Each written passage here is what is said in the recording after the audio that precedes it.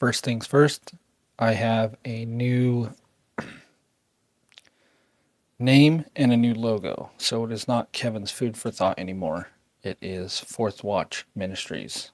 I felt the need to change it.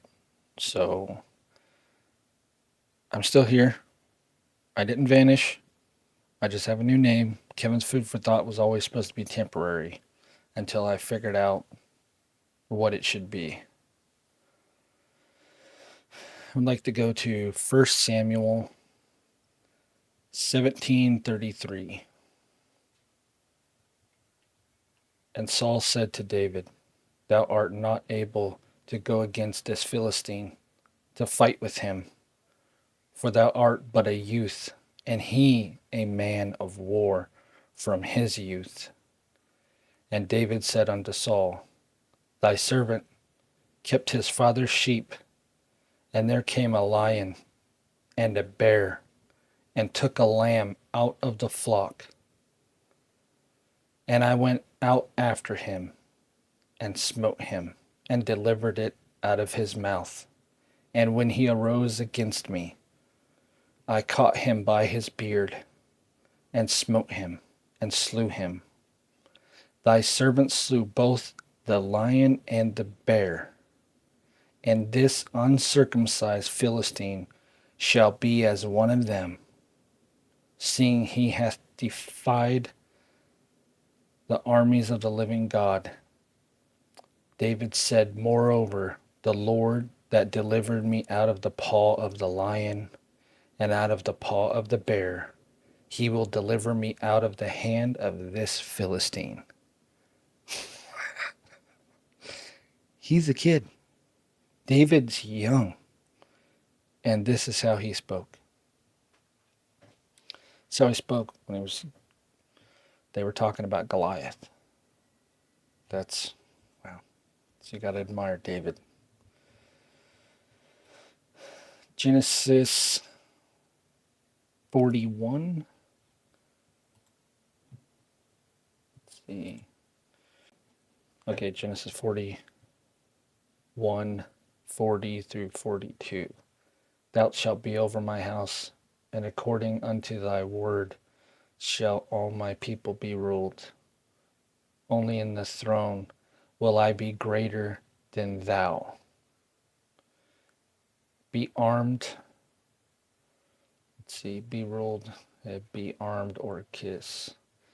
"And Pharaoh said unto Joseph, See, I have set thee over all the land of Egypt. And Pharaoh took off his ring from his hand and put it upon Joseph's hand, and arrayed him in vestures of fine linen, and put a gold chain about his neck." This will all make sense in a minute.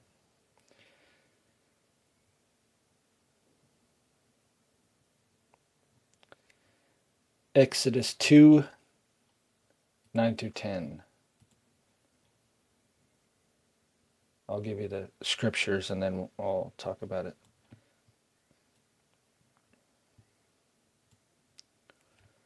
"And Pharaoh's daughter said unto her, Take this child away, and nurse it for me, and I will give thee thy wages. And the woman took the child and nursed it." Sorry, that's the window and the wind. "And the child grew, and she brought him unto Pharaoh's daughter, and he became her son. And she called his name Moses, and said, Because I drew him out of the water."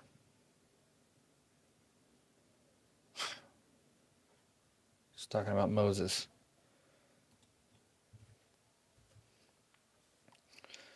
You're probably wondering what this message is about.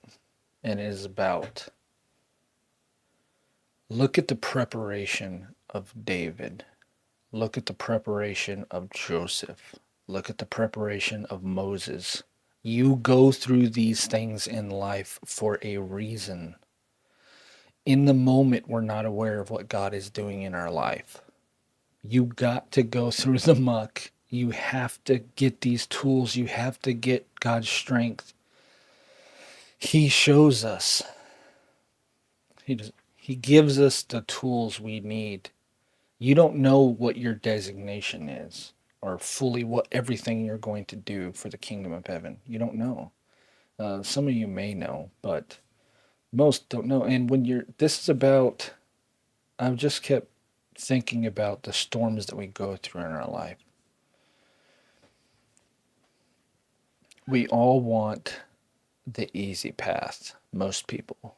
Most people want the easy path in life. Jesus did not promise you an easy path. He promised you the opposite. I was perfect and they hated me. They're not going to like you. We say that a lot. Christians say that a lot. I say that a lot. We don't always see what God is doing in our lives, but look at David, the lion, the bear. He didn't remove those things from David and just zap him with wisdom and strength. That strength was developed. His faith was developed. He put those things in front of David because he looked into David and he saw the heart of David and said, I'll use that one. That one will be used for me.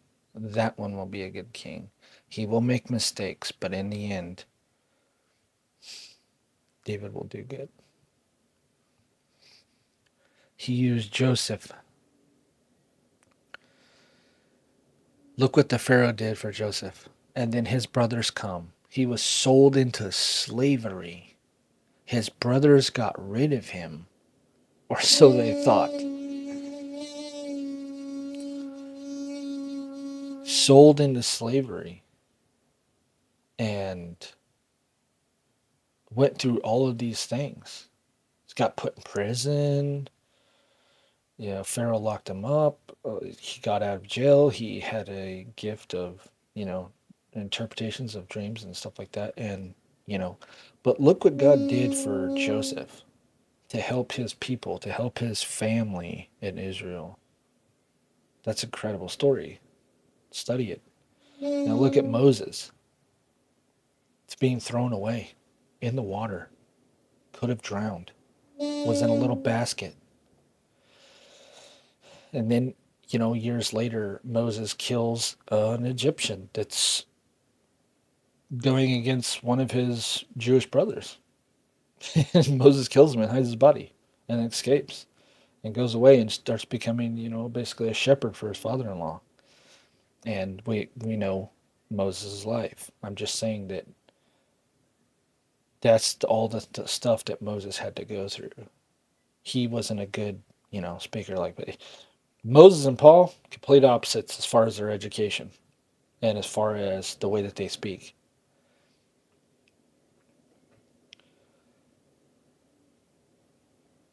You don't know when you're going through the storm, you don't really know what is being developed. What I would say to you as I'm living through this now, I'm going through this now as we speak. I don't have a job. I don't have any prospects. I try to get my car on the road. It's not working. Everything that I'm trying to do, I'm in a storm. I'm being trained for something. I know that. And for a while, I'm just like, okay, well, I'm just going to put it in God's hands and I'm not going to worry about it. I'm just going to have faith. And then, you're still sitting here and you're still sitting here and you're still sitting here. And this right here, this is my purpose. My purpose is to preach. I know that. I haven't been the best at that. I'm preaching this because I want to give other people out there like me, or maybe you're the reverse opposite of me, but you're going through something. When you're going through this storm, just take comfort in the fact that God is with you. No matter if it's the enemy throwing it at you or God testing you. God will use whatever he can. Look at Job. I really relate to Job in the last couple of years, I'll tell you. Don't fear the storm. Don't fear when you're going through the storm. Keep the faith. Keep your faith. Keep holding on. Don't give up. You might have to go through it for years. I don't know. Your whole life may have been like mine. It might have been like this your entire life. I have no idea. You know, stay in prayer. Stay in the Word. Study, study, study. Don't give up. Keep going through the storm. He is with you. Take comfort in the fact that you might be learning something that you're going to need for your future ministry or your family or, strangers that you might meet, whatever. Doesn't matter what it is. But you could be going through something like Moses. You could have a designation that God has placed upon you to do something big. It could be something small. Doesn't matter. All that matters is that you're obedient to God. You want to know what your job is, or you know what your job is, and you want to do it to the best of your ability. Fight the good fight. Run the race. Study. If you're struggling, like me, you're sitting here and you don't know what you should do. Or you think, okay, I'm being tested. I had a sinner tell me that. Somebody that I know that has never talked about God tell me, sounds like you're being tested. What? That's pretty shocking. But stay in the Word, stay in prayer, don't give up. I know it's hard. It's not the easy path to be tested, to have things removed from your life, but I promise you in the end it will be better for you. I love you. I pray for you guys. I hope this finds the right people. I always pray that. I hope that everyone is well. I hope that you stay in the Word and you don't give up in the late hour. Peace. Thank you for watching, and Godspeed.